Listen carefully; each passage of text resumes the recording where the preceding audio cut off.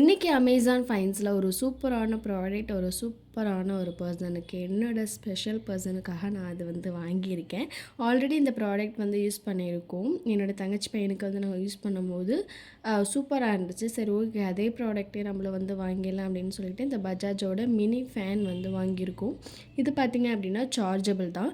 நம்ம வந்துட்டு ஒரு 1 or 2 hours கிட்ட சார்ஜ் போட்டாலே இதை வந்து 4 hours கிட்ட வந்து நம்ம யூஸ் பண்ணிக்கலாம். சூப்பராக இருக்குது. இதில் வந்து 3 மோட் இருக்குது.